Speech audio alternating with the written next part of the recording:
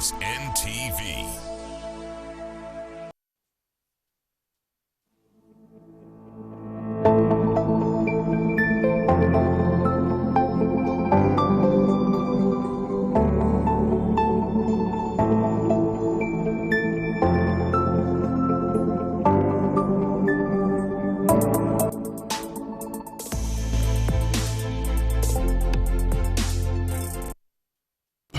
Thank you, our viewers, for joining us. I'm Karagawa Baldwins, and thank you for being our #1 support audience. We're going to talk about something pretty interesting and quite significant for a systemic nature of the governance of our nation, and that is decentralization, the future of our local governments. So before we go into a detailed discussion, let's go for this particular introduction just to give an overview. Then we'll be right back into the studio.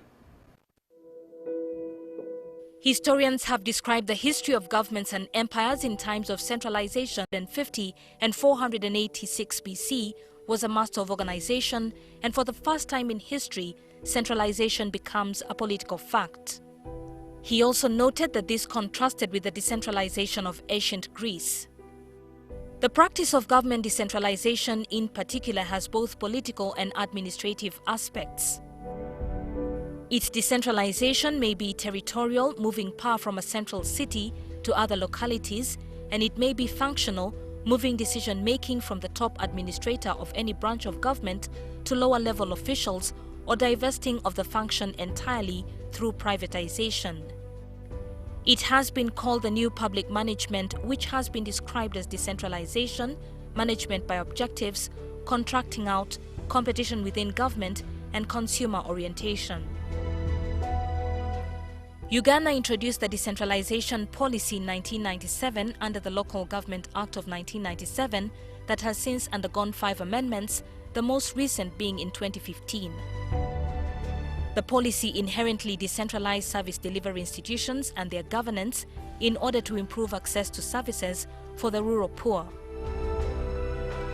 Several authoritative analysts and internal government critics, however, have revealed that the results in terms of attaining the objectives of decentralization are mixed. While as anticipated generally, decentralization resulted in greater participation and control over service delivery and governance by local communities, local governments are still grappling with a range of challenges, namely inadequate local financial resources and an over-reliance on conditional central government grants, the inability to attract and retain sufficient trained and experienced staff, corruption, nepotism, and elite capture. With regard to the specific services, while universal primary education policy under the decentralization framework is credited with a dramatic increase in primary school enrollment, public primary education services are still dogged by concerns over financing, equity, quality, and the need for curriculum reform. Some studies show that there has been no improvement in health services, with many health status indicators either stagnating or worsening. Considering this dilemma of our decentralization governance system, NTV Uganda has teamed up with Advocates Coalition for Development and Environment, ACODE, to discuss their recent insightful research done on the state of decentralization in Uganda. You're welcome. Karagawa Baldwins is my name, and we're coming to you live from the Kampala International Conference Center. We are on air and online streaming live. And we've posted a question on both our online platforms on Facebook and Twitter, asking you to just give your assessment of the decentralization governance performance in Uganda. And I can see Edward Gumesiriza, he says on Facebook that the central government can do better, but the problem is only the head of the state. And then Wabui Dennis says that decentralization was done in good faith, but with bad intentions. It was mainly done to make political gains for the ruling party. And then on Twitter, I have Roberts Aisha. She says, decentralization comes along with industrialization. There is no way we can have one. Thank you for joining us. And right now, straight away, let's get started with my elegant panelists. And right on my extreme left, I have Mr. Ben Kumumanya. Kumumanya. Okay, thanks for correcting me on that pronunciation. And then he is the Permanent Secretary, Minister of Local Government. Ben, you're welcome. Thank you. Indeed. And right in the middle here, just next to me, is Professor Dr. Winstons, Muhwezi, the Director of Research, Advocates Coalition for Development and Environment, ACODE. Wilson, you're welcome. Thank you. All right. So, Wilson, because you did this research profoundly, dealing with the trends, the challenges, and of course the future of local governments. And the Constitution has its own tenets, especially properly elaborated in Chapter 11, Section 176 specifically, and it states that the state shall be guided by the principle of decentralization and devolution of government functions. The system shall be such as to ensure that functions, powers, and responsibilities are devolved and transferred to local government units in a coordinated manner, and it says that the system shall be also such to ensure that full realization of democratic governance at all local government levels is ensured.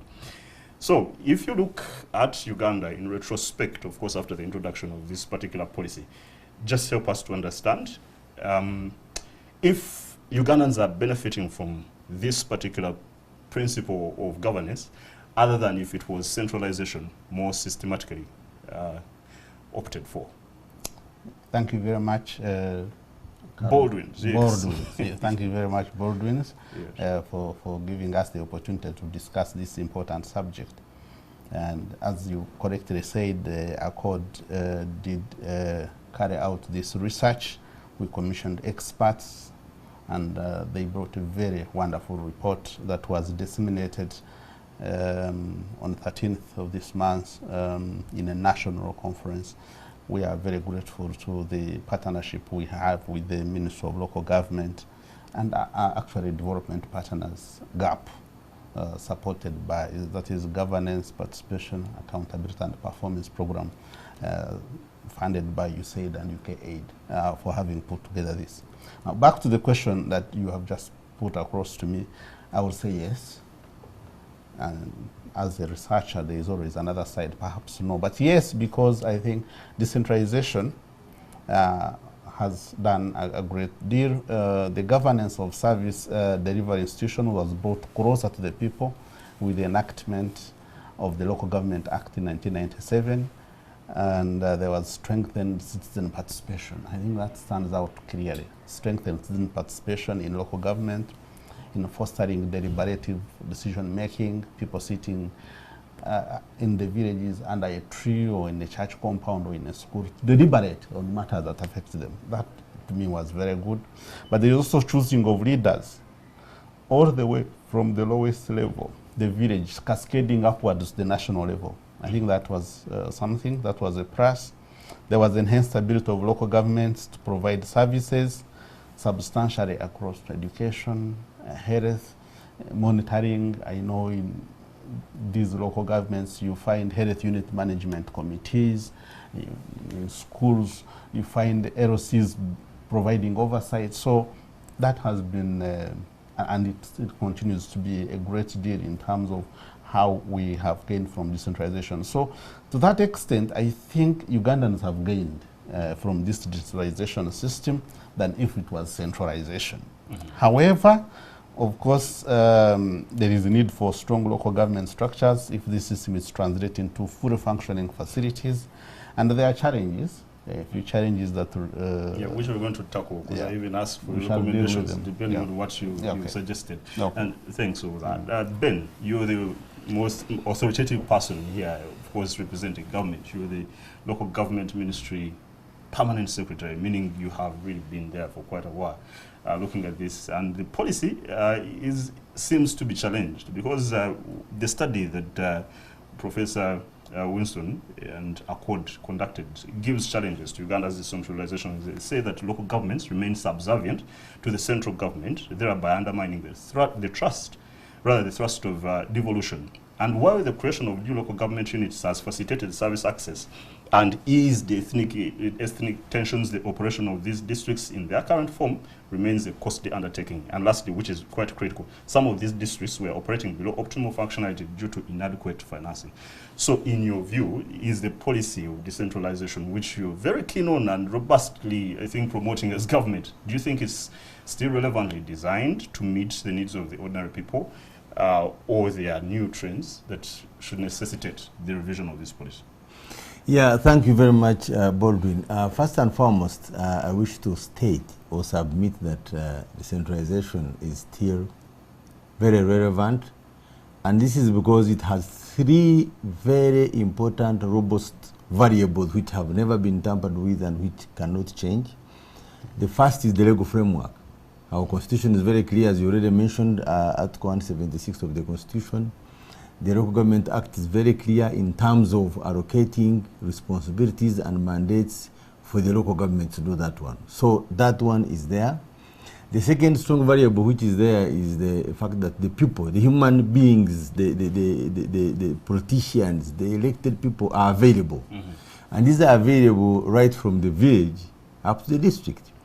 And these people who are elected represent all sections of society and all geographical entities. I wish to mention that at every village, there is an executive committee, the village executive committee, which we normally call VEC, of 11 people. And these 11 people are picked from the community and they represent youth, disabled women. And this structure, which I call a governance infrastructure, goes at the parish. When you go to the sub-county, you find that there are councillors representing electoral areas, representing youth, representing disabled elderly. That's another variable which is also available. The third variable which is untampered with is the political will. Government has consistently been adding on by amending the laws to make it possible to have decentralization operate without any hindrance. One of the exhibits manifested as a strong government political will is last year's investment into LOC1 and LOC2 elections. A lot of resources were put there to ensure that that structure of governance is available. So those actually show that they have never been tampered with and they are really growing day by day. Now then, the only challenge we have had is adequate resources, and we have an explanation for this. In the 1990s, when we started decentralization, we had, as a government, brought in a very important governance subject on the table. And people came to support us with resources. Danida came, the World Bank came, and many others came to support the government to provide resources for decentralization. In the recent past, these resources had started waning, and therefore that's why we have a challenge. So what are we going now? What are we doing now? What we are doing now is that we have now, government has created local government as a sector. And the sector now, one of its strategic actions is to actually marshal support in terms of technical know-how, capacity building, resources, both from within and from without. And once we have resources, then everything is fine. So decentralization is still valid, and we are already working out to make sure that we can tackle the issue of resources, and once we have enough resources, then we can move. Now, on the question of the findings that some districts are operating below percentage, that's not a permanent feature. For example, because of stepped-up inspection of the ministry and awareness by all stakeholders, between March and June, 79 districts advertised to fill vacancies which were hitherto been unfilled for some time. So that shows that the grass is half full. There is a lot of effort, there is a lot of concern, there is a lot of preparation to address some of those issues like staff, to address some of those issues like resource availability.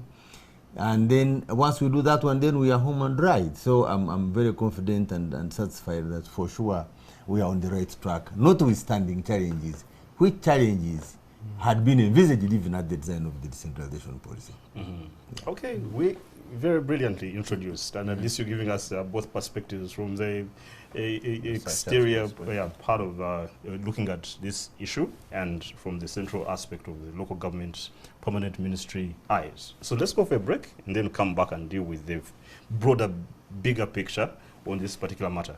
Thanks our viewers. Let's just go for a short break and we'll be right back.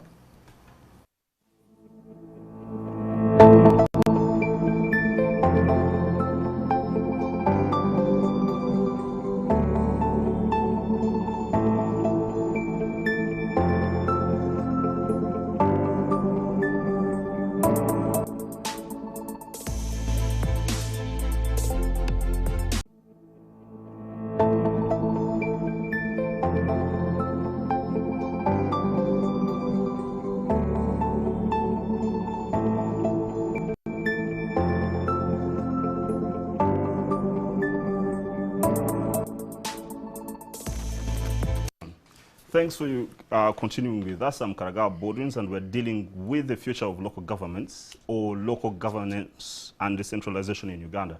And we've asked you a question on our social media platforms about the goodwill. Do you think our politicians or our government has the goodwill to ensure that decentralization works? And I see Akiki Robert says that since inception, decentralization hasn't solved the problems we faced under the centralization system. And Rosette Nahabwe says the central government has no goodwill for effective functioning of local governments. Only political structures are a bit decentralized, but the technical operations are, to a greater extent, centralized. Lastly, Batuya says that I think decentralization is performing better, however, corruption and inadequate supervision are killing it. And Professor Winston, you're hearing all these responses, and of course, in your study, I can see what you, in reflection to these very sentiments, you're saying that the political devolution has been a major milestone of the decentralization in Uganda, in particular the electing of local leaders, that is in terms of political practice. Another achievement of the decentralization policy has been the reversal of centrally driven planning and budgeting. So, with a reflection from, of course, the challenges that we've been discussing about and looking at, there's good performance even reflecting on the infrastructure that has been done. But practically, do you feel that the devolution of powers from the center works effectively for the benefit of the common citizens themselves? And what, in your own view, what are the people saying on the ground about this particular system? Yeah. As you have just put it very well, and the permanent secretary talked about these people are electing their leaders. That's a very big thing. It's a very big point that from the lowest level to the top, people are able to elect their leaders. So the issue of even registration and representation at the lowest level in districts, they pass ordinances, they pass bylaws that govern their operations and functions. So I think that's an achievement. The reversal of centrally controlled budgeting and planning, we just talked about it, very good thing. So that's a plus as far as I'm concerned. But the increase in volume of services, because with the decentralization units, districts, you get district hospitals, schools start to percolate.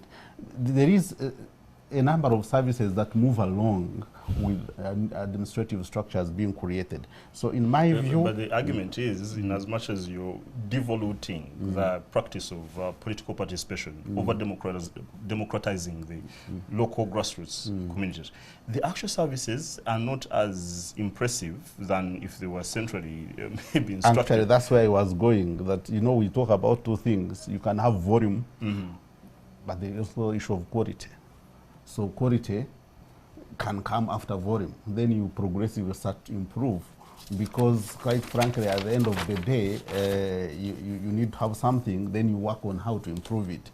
Because quite frankly, in the research that was done by our consultants that we commissioned, the findings show that there are challenges. There are challenges. For example, the issue of quality stands out. In health units, there are complaints, but these, I think, can be handled after you have had the volume or the quantity. The legal framework that established decentralization was comprehensive enough, but not very, very strong to drive it through all the way according to the policy. So there are still challenges, and I think the PS alluded to this, that it's a process. You grow. You are not born today and you become an adult. You go through some phases. Certainly issues of staffing, you've talked about them. In many of these local governments, our research found that there are some deficits, some gaps, some reforms, by the way, at the center. For example, the Public Finance Management Act 2015 has some provision that seem to contradict the Local Government Act, and that creates some frustration along the way, and we think that should be ironed out. And I don't think the permanent secretary would perhaps deny that there is no problem. So there is need to harmonize, or to bring into harmony the different legislation so that we can smoothen the path to decentralization. Creation of urban centers, for example, in a way, cut back the income and the resource base of some of the districts. They are left bare. That's an issue that can be handled, and it was found out in our research that that's a problem. Some functions of local governments, our research showed that they had become dysfunctional. Local government committees on public accounts, or even the audit function in many of the districts is not very strong. So there are certain deficits, which shows there is work to do. Yeah, and there's good work, because in your research you give a positive reflection from the Ministry of Works and Transport, where you showed the trajectory or the performance in especially roads infrastructure construction, where about 99% of national roads had been the change in kilometers between 2008 and 2016. Quite profound, and I think my producer will just project that particular success. Ben, now, when you are thinking about this, of course the component is about resourcing. Somebody would wish to understand how the resourcing, the financing is done for the promotion of decentralization. And the argument against it is that it's over-bloating the administrative cost of government, because you have 135 district councils, you have about 5 city division councils, you have about 41 municipal councils, you have 124 municipal divisions, you have 425 municipal town councils, town councils, which are 425, and sub-county councils, which are 1,671. And this is an amorphously huge administrative burden on government, notwithstanding that you have also about 452 MPs representing generally all the districts. How is this possible to fund this entire labyrinth and structure of this magnitude, and to make it survive? Yeah, thank you very much, Baldwin, for bringing this one out. Now, this had been envisaged even at the time of the design of decentralization. In 1995 Constitution, Article 176, 2D, is very, very elaborate. And it says there shall be a sound financial base for decentralization. So it means even the framers realized that we need money, and those resources, to me or to us, we call them investment. For anything good, something spread out, robust, reaching everyone, you need to put in an adequate investment. So our challenge now is mobilizing those resources that can actually make an adequate investment into decentralization. But one thing I want to mention is that the reason why research can even get this feedback is because decentralization is active, people are there, they know what they want, they know what they are lacking, they know what they would need, and therefore they are able to actually inform research like this one done by ACODE to be able to bring these issues out. And for us at the Ministry, we will come to this research because we shall use it to make policies and strategies and strategic actions which can address these issues. But one other thing we need to appreciate is that for the population, you need to see how they express their happiness and appreciation when it comes to these issues of the districts. I have a recent example which I normally want to share with people, and this was on the 30th of June in the newly created district called Obongi. Obongi was created to start effective 1st of July. And because of the expectations and happiness of the population of Obongi, they decided that to go on 30th at their newly created headquarters, and they remained there up to midnight, waiting to receive their newly born district. And to me, as a political scientist, it shows how people are expressing themselves on having something which will address their issues. One of the issues why decentralization was adopted was because the issue of proximity of decision making on where the problem is. Where people who appreciate their problem, they are living with the problem, and they can actually give feedback on the problem are the ones who are actually participating in that decision-making process. And that's why at the design of decentralization, we used to say that this policy will give people the chance to shape their destiny through popular participation. So at least we are happy because one, the decision makers are nearer and closer to the population, and for sure they have a high appreciation and internalization of the problem. Now, on the question of financing, again also at the design of decentralization, it was agreed that you would have to do financing through three different grant central government transfer system in addition to local revenue. And this was supposed to be the conditional grants, unconditional grants, and then equalization grants. Now, we have been having reforms actually of these processes, and actually recently we have something called DDEG, Decentralization, Discretionary Equalization Grant. So the government has been trying to reform and create more robust means of supporting these local governments. Aria had mentioned about the commitment of government. Recently, government secured equipment for construction of roads for almost all the districts by giving a road unit to each district. So to me, once those big ones are actually being sorted out, the remaining part is for us now who are managing the process to now be able to design appropriate policies, to do networking, to mobilize what is not available now so that we are able to get solutions. And that's why government saw it fit that local government should be an own sector, and so effective July 1st we are a sector. And what are the advantages of a sector? The first one is a platform. We now have a platform to be able to communicate to anyone on our challenges, on our needs, on our strategies, which is very, very, very important. The other one is networking. Now we can network with other stakeholders and of course other allies to support us to address those issues.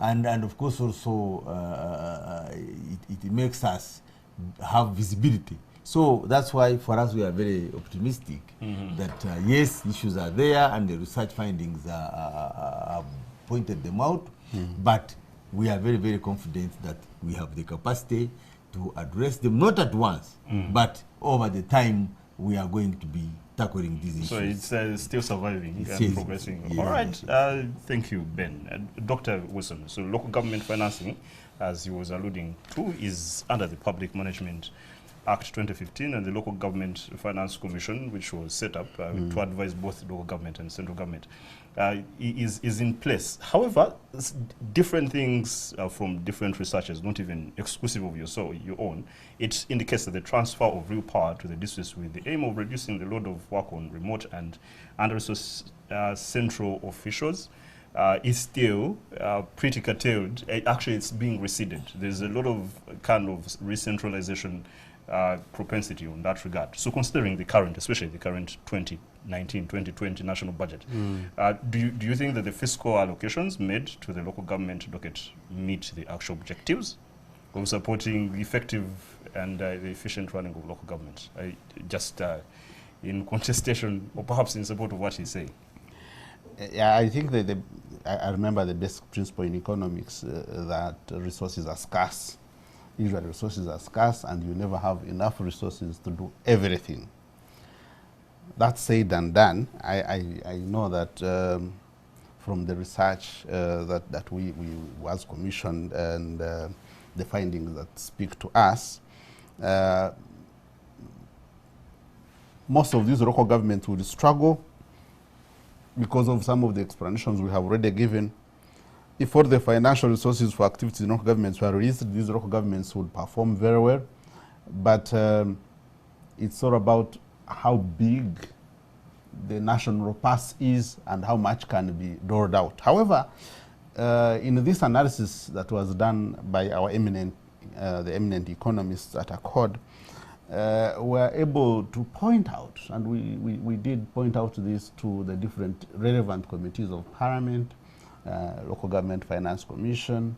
We interface with our colleagues in the Ministry of Local Government to show that there are certain functions that are supposed to be implemented in local governments by local governments, but quite clearly in the proposals before the budget was discussed and read, some money that would have done that seemed to be sitting at the center.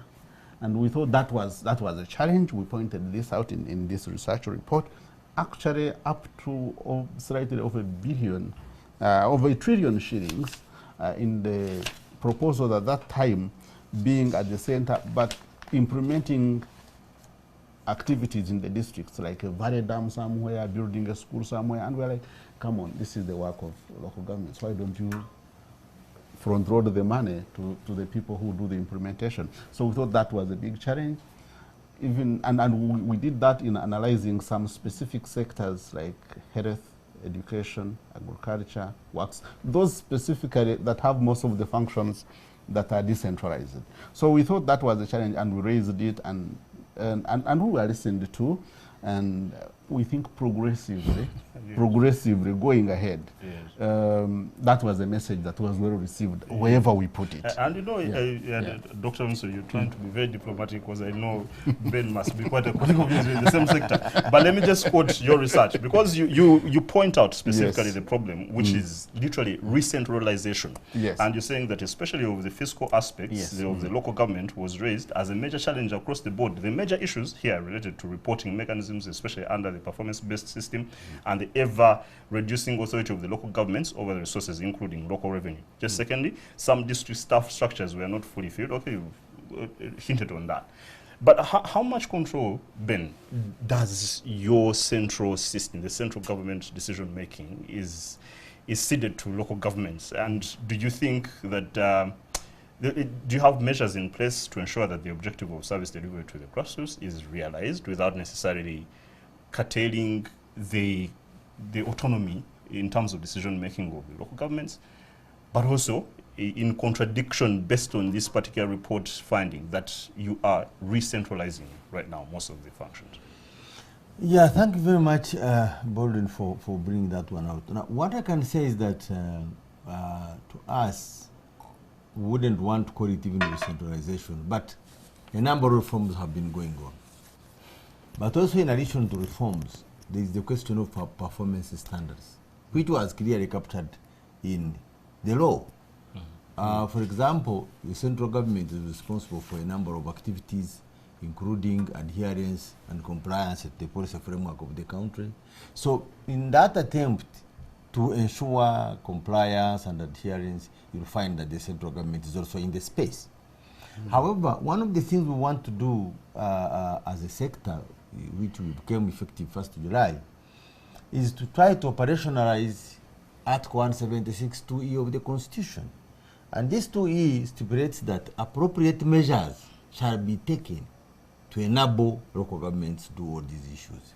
So I think we want to make sure that now, than any other time before, we should be able to bring together all the other actors, the MDAs, and make sure that instead of now the ministries and departments and agencies, that instead of now people doing things which should be done by local governments, would rather now support local governments by operationalizing that article of the Constitution to make sure that things are done there. Because, as I mentioned, the principles are still valid.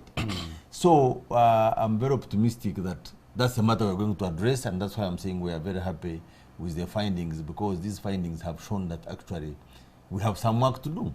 So me, I'm very confident and optimistic that if we now sit together, because we are a sector now, all ministries are now members of our sector working groups, so we shall look at this matter and we shall get a solution about it. So I don't think there's any cause for alarm now, but as I mentioned, one of the other things is to do networking. On the 13th, we had that national conference on decentralization, and we're able to now share the same roof with the researchers, with other actors, to bring out issues about decentralization. So yes, those things are there, but we are addressing them. I already mentioned that recruitment now, we have been trying to address it. I mentioned that in the last 3 months, we were able to push so that 79 districts are advertising, are getting wage, are filling the posts. So the situation is not as it was last year. So we are really moving in the right direction. And then we have the capacity, with being the sector now, of really addressing some of these issues. Now, and you have a joint sector review, kind of annual arrangement. Yes, now with the sector, we're going to be having sector planning, we're going to have sector reviews, and then we shall be able to look at all those issues. Yeah. Okay, so let me take on just a break, a short break, and when we come back as we're wrapping up, one of the key hot potato issues is the accusation that government is using this decentralization governance system for gerrymandering. And that's why political devolution is more effective than actual service delivery on the ground. So let's go for a break, our viewers, and then we'll be right back to wrap this up.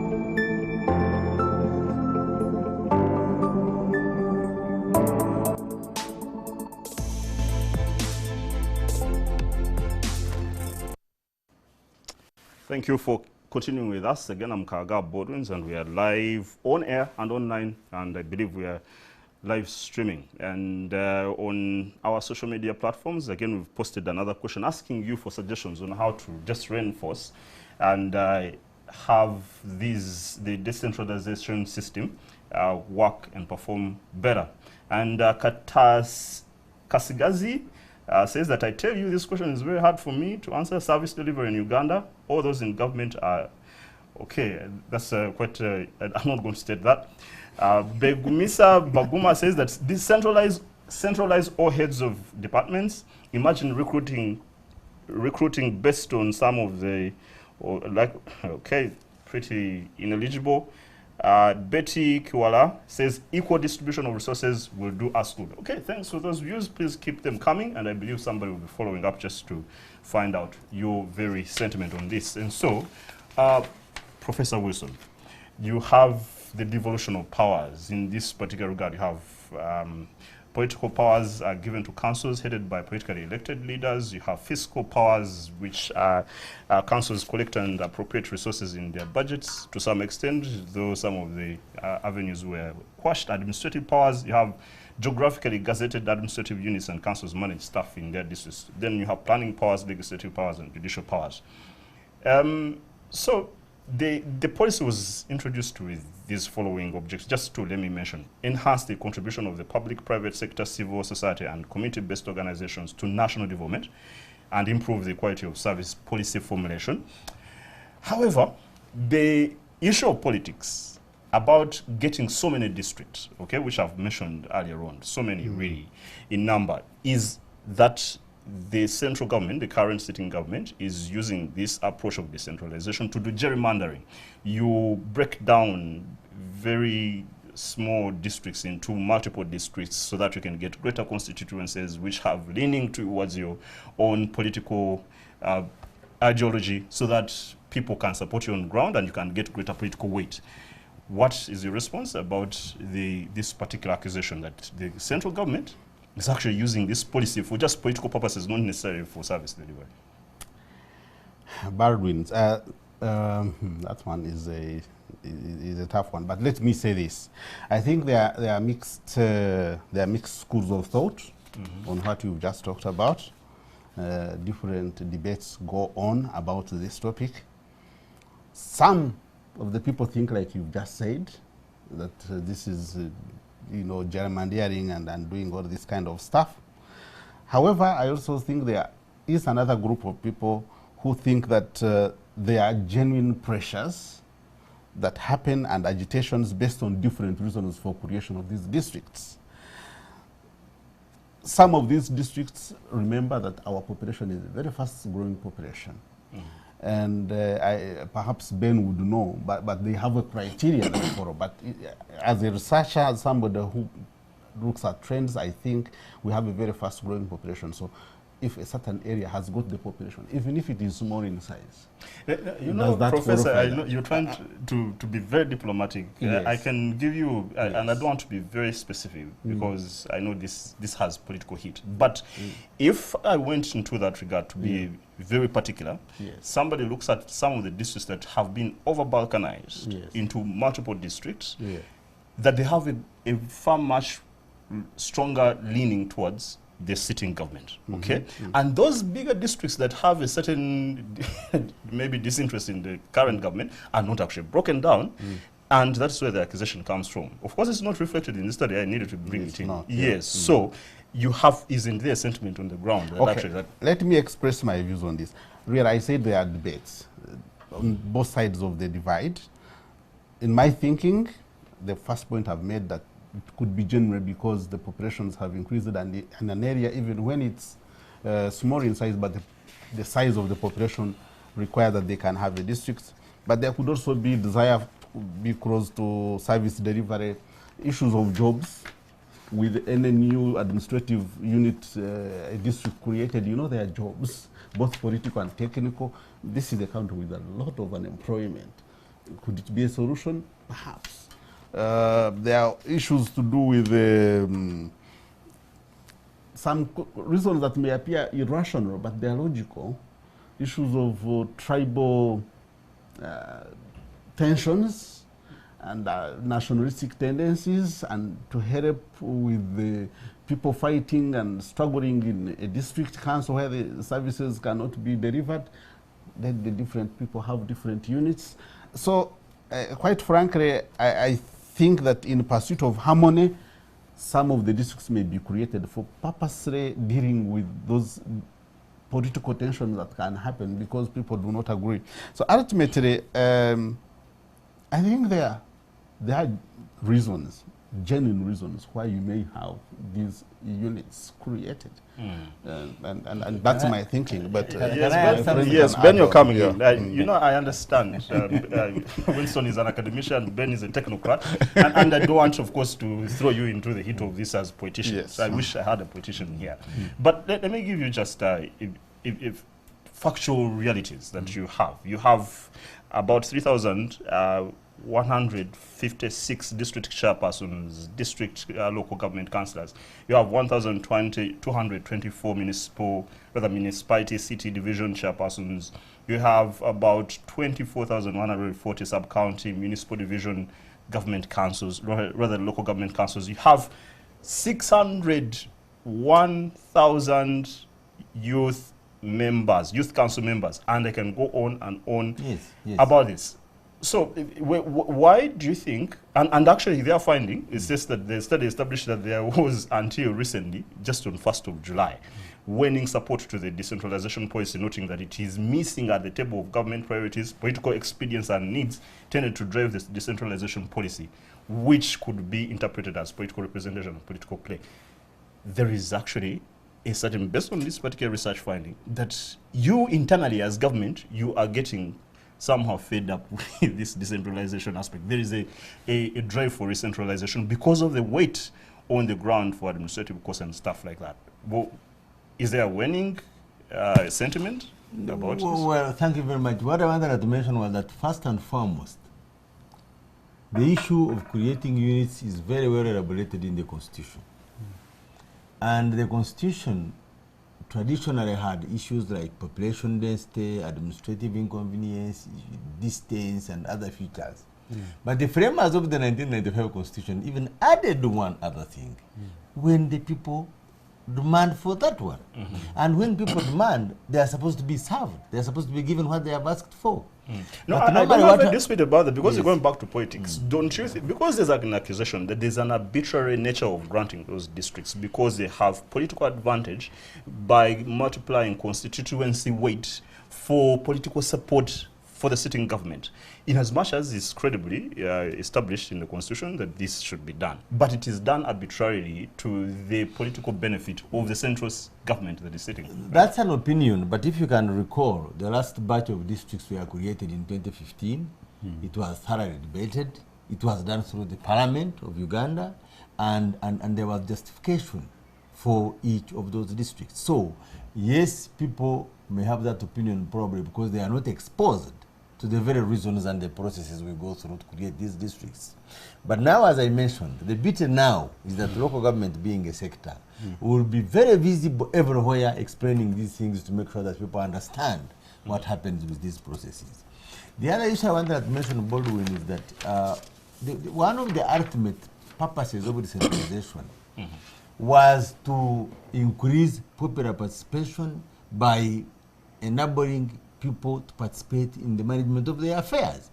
So if you create these units and you are now using the law to give them the mandates to be able to manage their affairs, then it's okay, it's still in the right direction.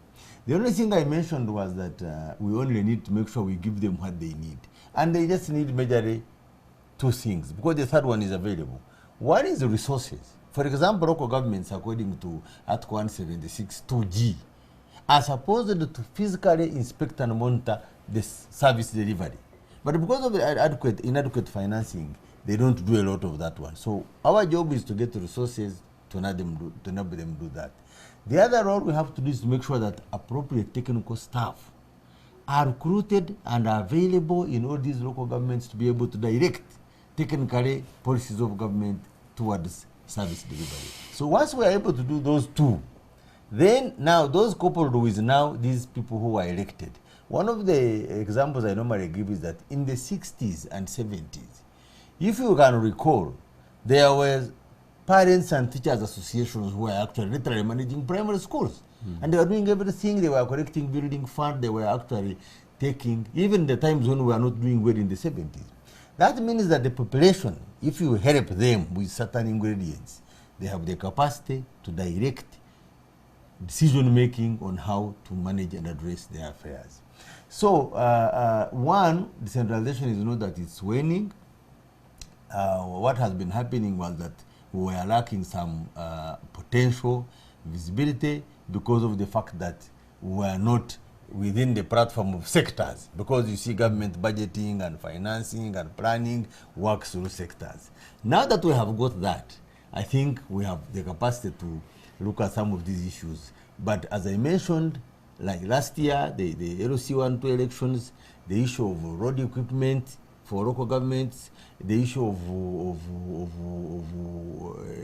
making sure that the laws are in place, shows that government is still taking decentralization very, very seriously.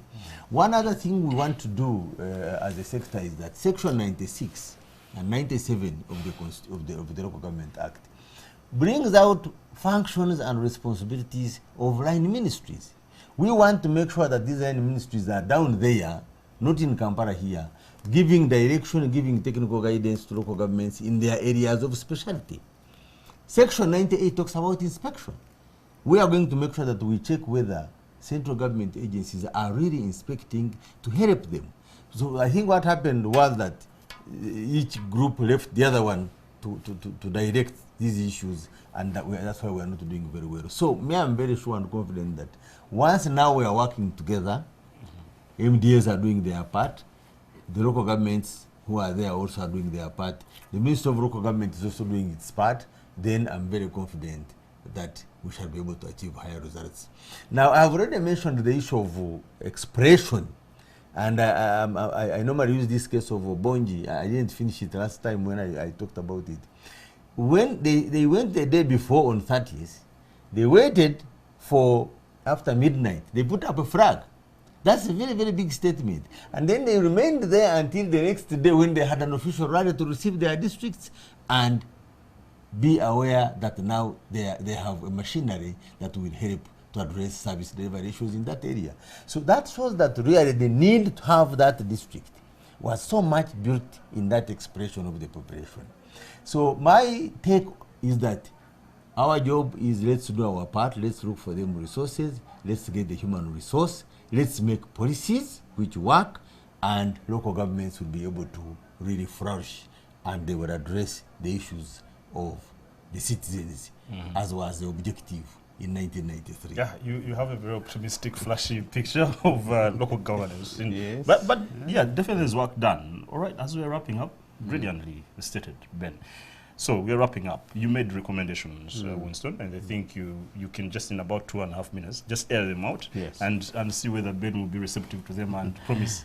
Yes, we have shared these recommendations with Ben certainly. But actually, your report is online, is on your website, and it's a beautiful study that is in there, so it's accessible to all of us. Please, you can go on. Yes, sure.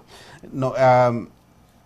I can re-echo the fact that the new status that the local government sector has achieved now implies more clout, implies better negotiation, implies sitting on the high table to negotiate for financing and streamlining issues. So I think the process of actualizing this new sector needs to be fast-tracked, and that's one of the big recommendations in this report, so that the transformation is visible in these local governments, in districts, and even the lower administrative units. We think there's supposed to be legal and policy reforms. There is need, for example, to harmonize the Public Finance Management Act and make it more responsive and facilitatory, if that word can be used, yes, facilitate local governance.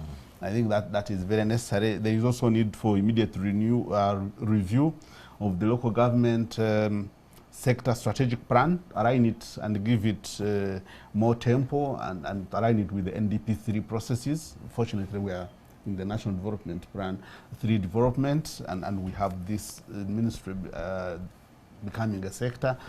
So things seem to be looking very well. There is the need for adequate financing of LED, local economic development. It's one of the pillars, major pillars. And I think we need to facilitate political leaders, think out of the box, and administrative leaders search for local economic development opportunities in the districts. This really requires creativity, requires innovation.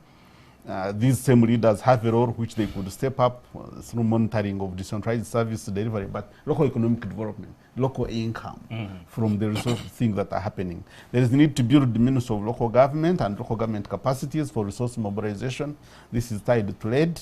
And this will help. I mean, there is already goodwill in communities where I come from. People mobilize resources for weddings, funerals. That means people can actually mobilize resources. And once you have the resources, because you need capital, somebody with an idea, if you have them in circles and they have some fund, you can borrow at a small interest and do an economic activity. And ultimately, the aggregate of so many people doing those village-based resource mobilization is massive. Yeah, but one of the recommendations, I guess, hopefully I'm not preempting, but just 1 minute, you're asking for a moratorium on the creation of new districts. Yes, and we mentioned this because I think even the Parliament had already talked about this, that there should be a moratorium. I think, quite frankly, moratorium means you pause. Put on hold, put a comma, and wait until you evaluate what you've done, whether it's the good thing and if it's giving the results. So yeah, we recommend that moratorium should be revisited. Quite frankly, the cost of public administration in this country, in my view, and in the view of the researchers that did this work, is very high. Now you're talking as we're ending. So, Ben, please respond. Just in 2 minutes, you're wrapping up. Just in 2 minutes, what I wanted to mention was that, decentralization had looked at issues of decision-making. I talked about it, recruitment, which is done. But also, Professor mentioned about local economic development. This was adopted as the 6th pillar of decentralization. And this is supposed to boost the local revenue base. And as a ministry, together working with operational segregation and other stakeholders, we have already started by what we call ACODE. ACODE is a program that is regionally based, and you look at the potentialities of a region. We have already designed a robust program for the Rwenzori region. Recently, last week, there was a symposium in West Nile. They are also designing something. There is also an initiative coming up from northern Uganda. Another initiative is coming up from the Tigezi region. So we are now going to build regional bases to make sure that we boost local economic development to be able to sustainably contribute on local revenue base. Then on the question of moratorium, it's not the first time. That's not even, it had ever happened. And at one time, then there were some justifications, so it can happen again and again, and we don't have any problem with it. Okay. But what we only want to know is that if there is need, then nothing should be cast in iron and stone. But otherwise, it has ever happened, and it can happen again, and there's no problem with it. Okay. But what is important is, are we still in line with what we set out to do? And what we set out to do was, one, giving opportunity the population of Uganda to manage their affairs, to shape their destiny. The democratization. Yes. So other things will follow. Yeah. But I think the key issue is that one, this system gives people a chance that they didn't have before to be able to participate in the running of their affairs. Okay. And I think this is a very, very big contribution from a governance angle, even from a development angle, and it's a pro-people issue. Sure. So it's very, very positive. Okay, Ben Kumumanya, I cannot just extend the discussion. It's really pretty heated, and it's an extensive affair to deal with. But you've been prolific and very substantive in contributing to this discussion. Ben Kumumanya, Permanent Secretary, Minister of Local Government, and Professor Muhwezi, the researcher, director of research. I direct research. Okay. Otherwise, I'm an academic in Makerere. Please. But I come in to support and manage the research portfolio. So people do very good research. Academician and technocrat in government, gentlemen, you've been profound, and please keep the good work, and I hope I will see you again here sometime to come. Have a great day, rather night out there, and please go report that you had a great show. Thank you. Thanks our viewers for keeping with us. I'm Karaga Baldwins, and if you're out there as a government, ministry, or department, or agency, or an NGO, or a corporate entity, and you want to have a structured discussion here at NTV on this platform, please come contact us. We will have this done. And indeed, thanks for keeping us as your #1 station. Karaga Baldwins, have a great night.